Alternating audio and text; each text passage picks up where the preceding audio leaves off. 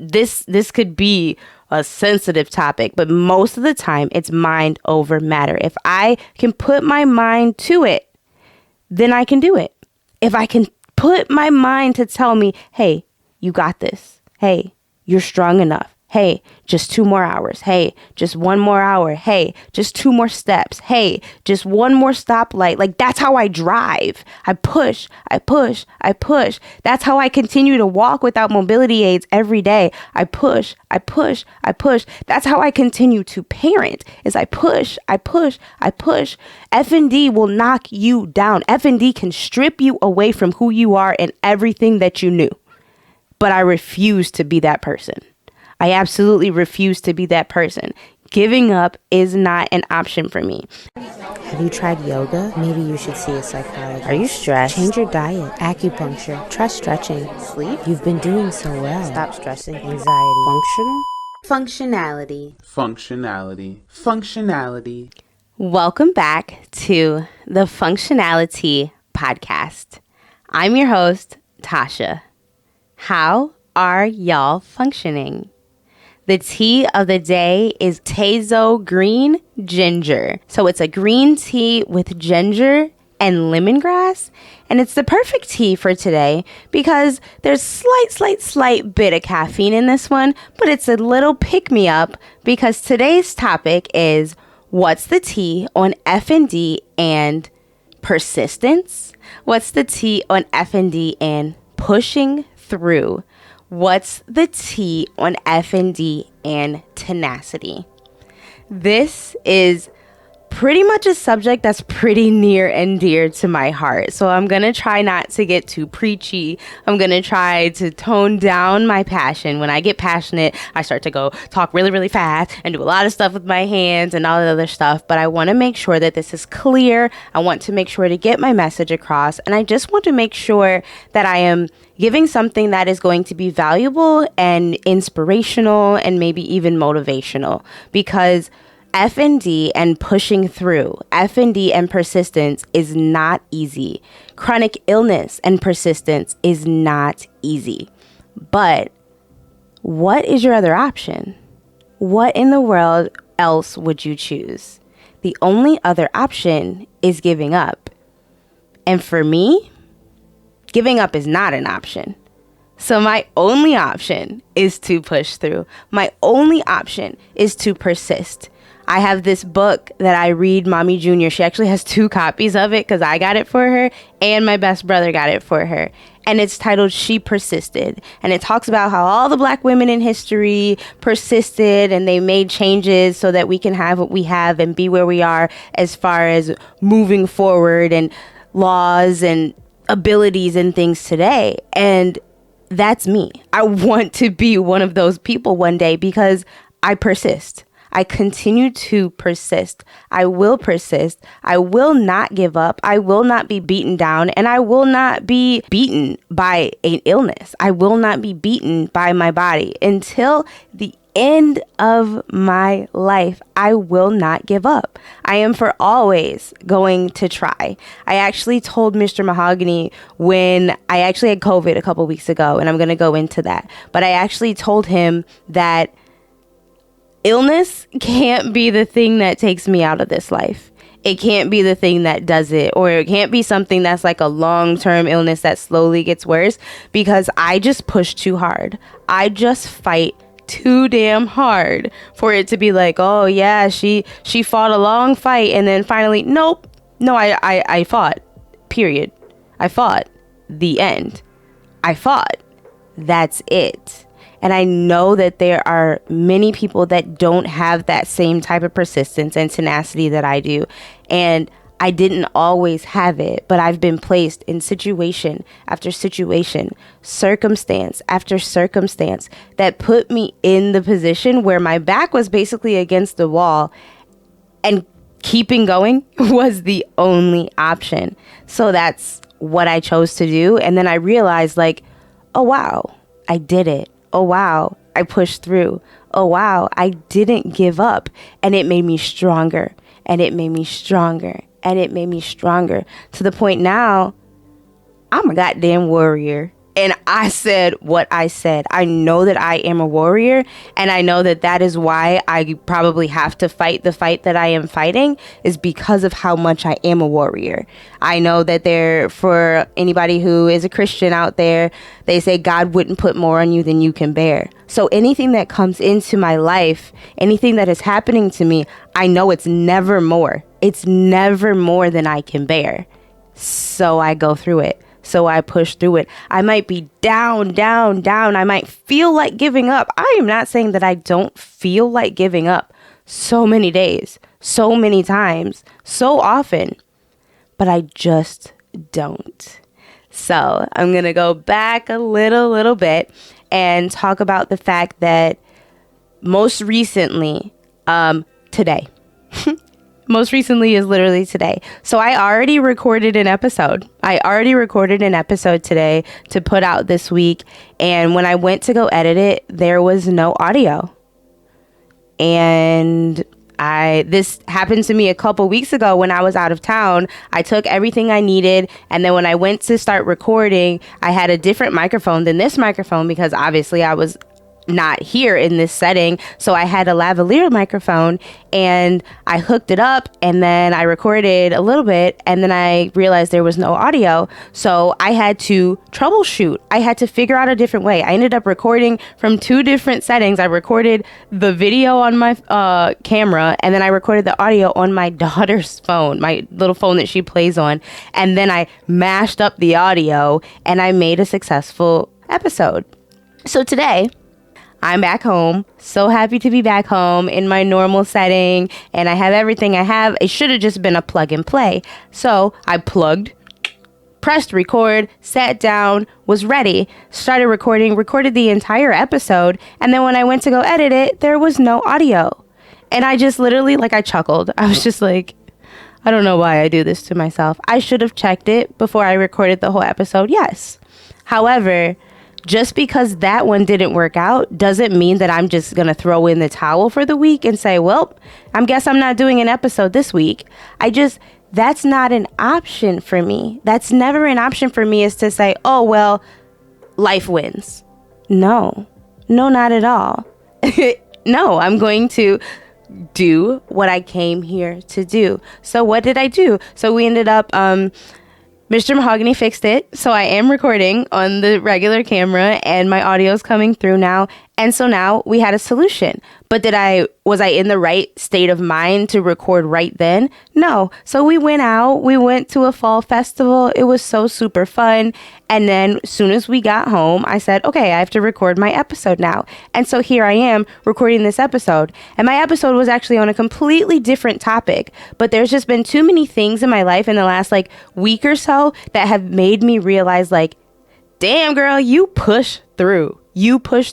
And I am proud of myself. So I want to talk about how to push through and what pushing through looks like and how much I actually push through. And anybody else who suffers with chronic illness, chronic pain, chronic fatigue, chronic anything, they push through, and you can't even really see it most of the time. You don't even know it most of the time, because if they seem okay, that whole you look okay to me, it's because we're pushing through.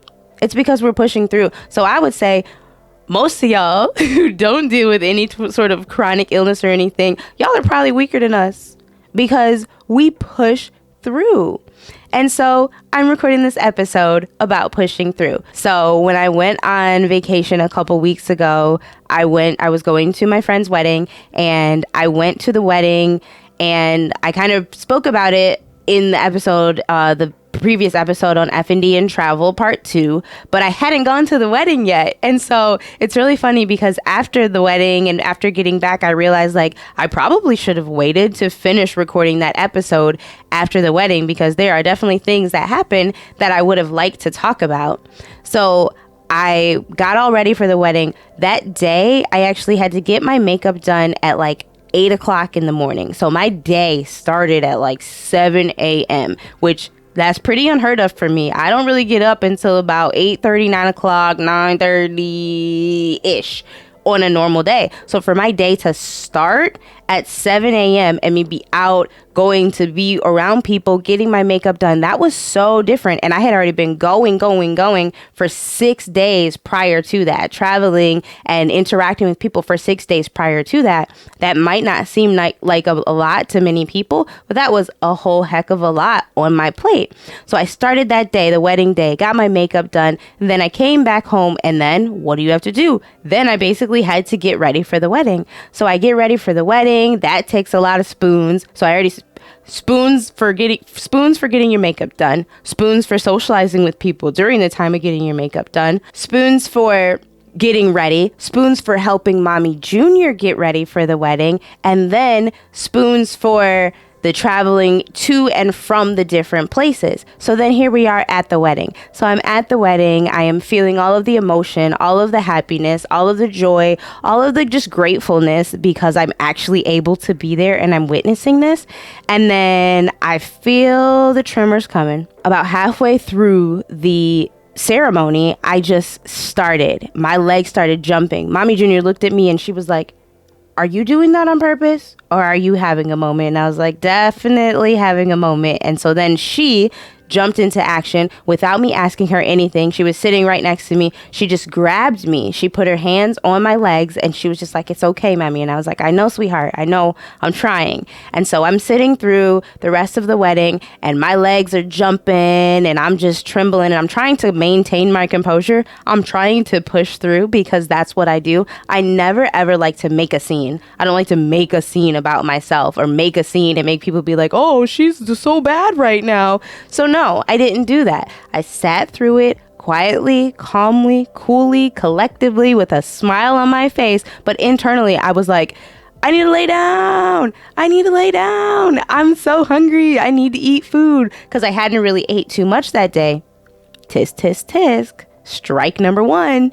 Strike number 2 was getting up early. So then strike number 3 was because she was getting married in a Catholic church and there was a lot of up and down and up and down and up and down, like standing up and sitting down. And so that was strike number 3 because that was more output than I needed to do at that time. And I was wearing heels. So 1, 2, 3, strike 3, you're out. Now we have symptoms. And so I sat through the rest of the ceremony. And then as we were about to file out of the church, boom, soon as I stood up or attempted to stand up, my legs were like, "Aha, bish, please." I don't think so. And so I held on to the side of the pews and everything. And then I looked at Mr. Mahogany and I was like, "I need you." And soon as he could see my face, and soon as I said, "I need you," he absolutely knew what was happening. And so he just grabbed my hand and then I'm walking myself out or trying to walk out. And then he's like holding me. At this point, he realized like, "Oh, wow, you're going down." Like I was like, I can't walk. I can't do it. So he's holding me up as we make our way to the doors of the church. And then he was like, "What do you want to do?" Because everyone was filing out, going to see the wedding party, going to greet the bride and groom and tell them congratulations and things like that before everybody headed off to the reception. And I was like, I can't do this right now. I was like, we need to leave. And so we just made our way. We exited.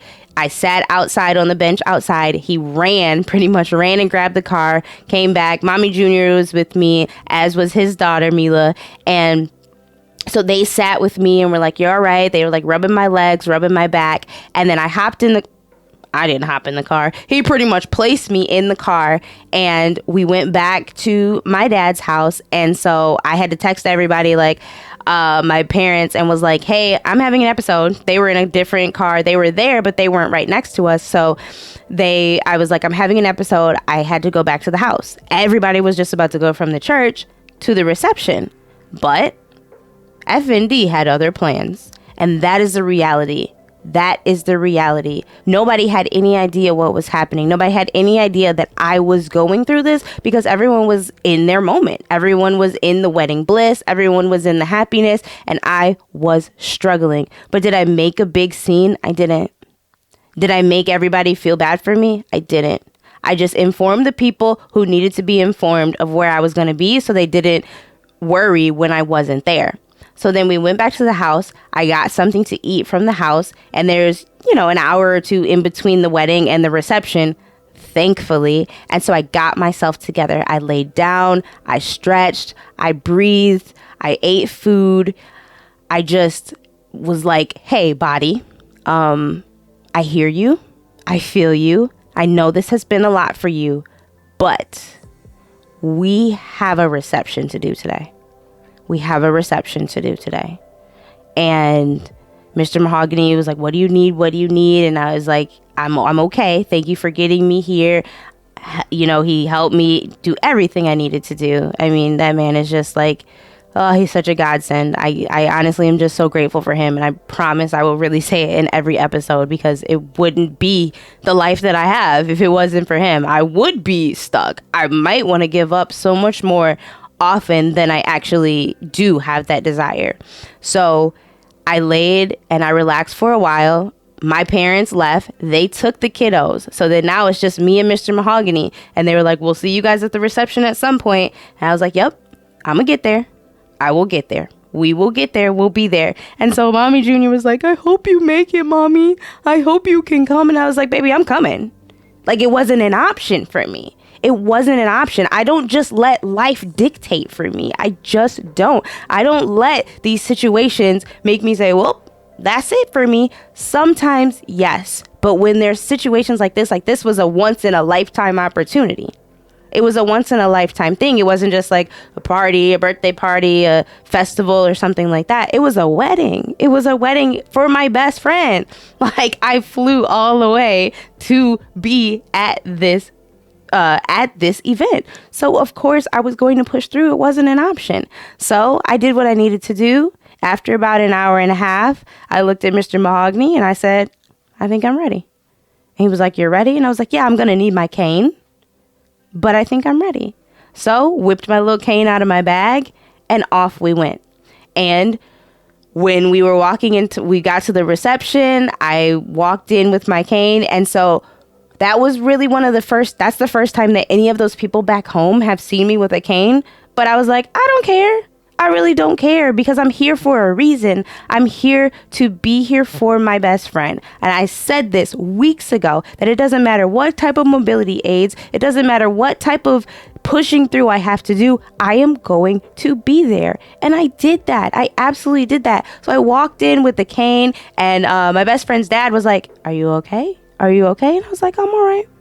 I'm all right, because I'm not going to make a scene. This wasn't about me. That day wasn't about me. And I'm just the kind of person that if it's not about me, I'm not going to make it about me. And I'm not the type of person to bring the energy of the room down. I'm not the type of person to bring the energy of people down. I'm going to push through. You're really going to have no idea that I'm fighting. 99% of the time, you don't know that I'm fighting. 99% of the time, you don't know how hard I'm struggling. And I get a little bit choked up, honestly, just trying to express this and like how the passion that I have behind it, because I fight so hard. I fight so hard by myself.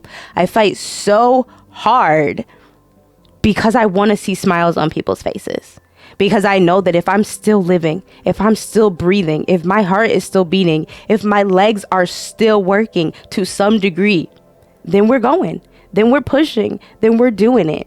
And that is the type of person that I am. So I ended up having a fantastic night. I was able to put my cane down after about half the night, after we sat for the dinner and the entrances and everything. I didn't get to go up close and personal for the entrances. I didn't get to be on the dance floor for the first half of what was going on. And there was a point where I got pretty sad because everybody at my table left. They were all on the dance floor going to see the bride and groom enter and everything. And I was sitting at an empty table and I was like, this sucks.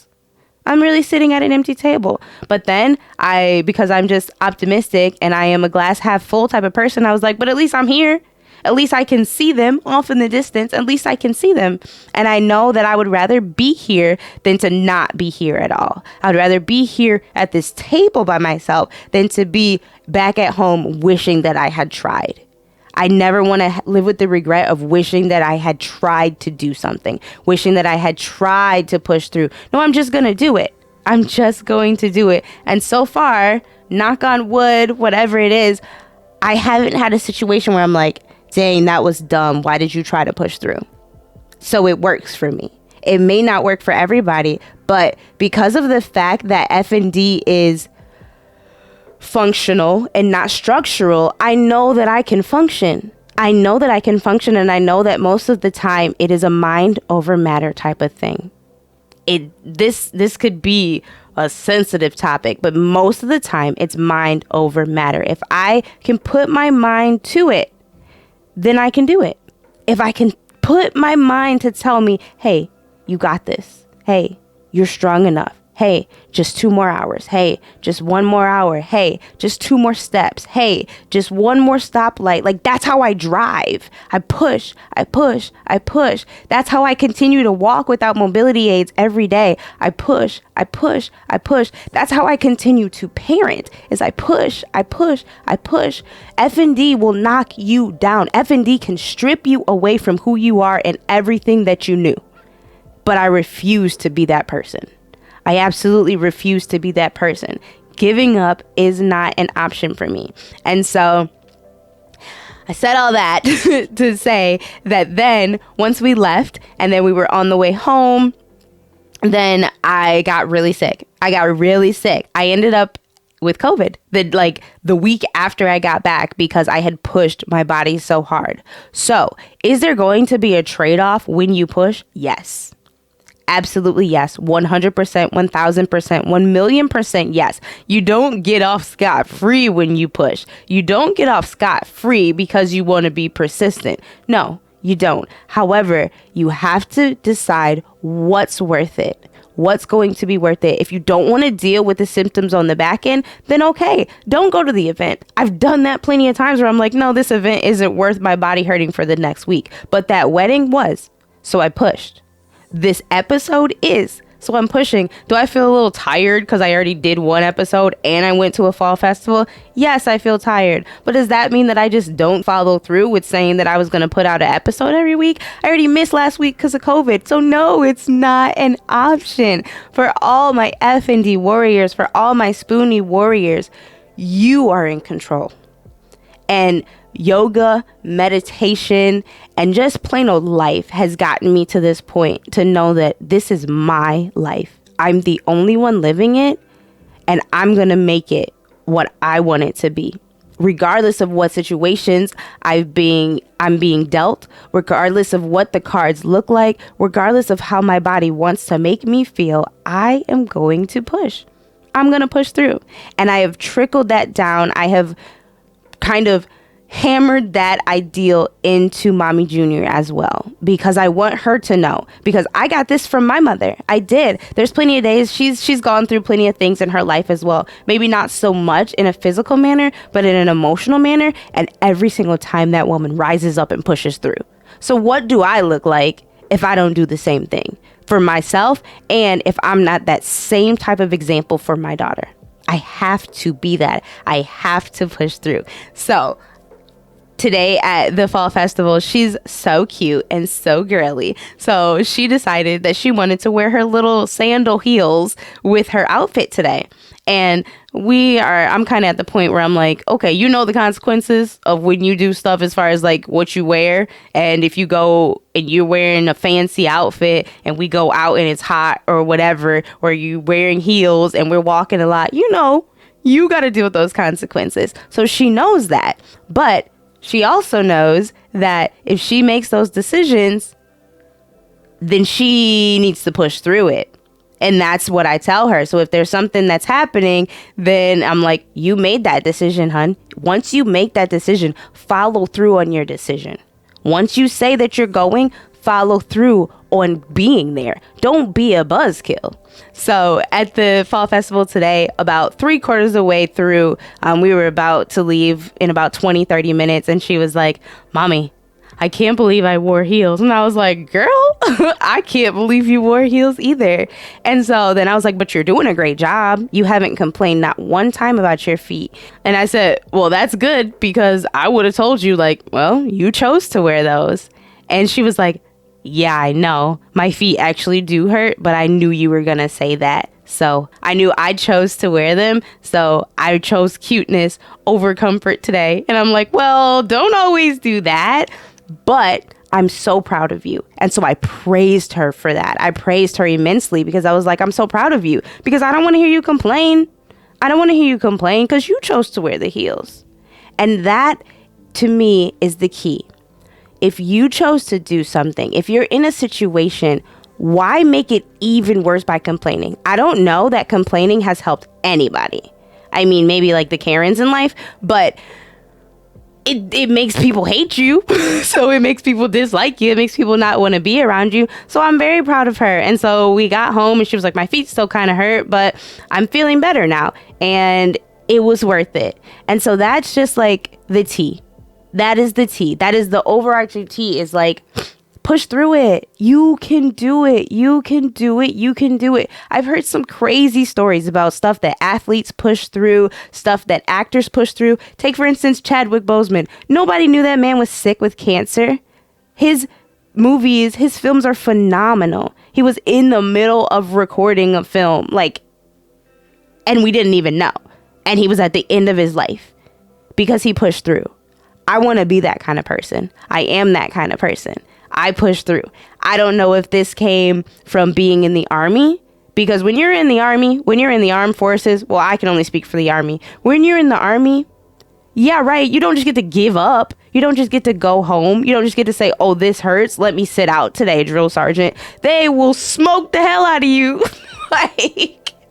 Oh my goodness, there's just no chance. So I learned that too. You stand in line, you march, you carry your rucksack, and you close your mouth and you just grin and bear it. And that is what I do. Every single day I do it. So I know that everybody's not built like me at all. I know that everybody's not built like me, but I do know that we're all humans and we all have the mental capacity. If you train your brain enough, we all have the mental capacity to just keep swimming. Shout out to Dory the fish. Just keep swimming. Just keep swimming. The sun will always shine again. The day will always continue to the next day if you just keep swimming. If you give up and complain, then your days are always going to be awful. They're always going to be awful. And I'm not saying that there aren't days where they're just not my day. I'm not saying that there aren't days where I am pretty moody. I'm not saying that there aren't days where I'm just like, I don't want to feel like this. This hurts, that hurts, leave me alone. I'm not saying that there's not days like that, but I can say all that.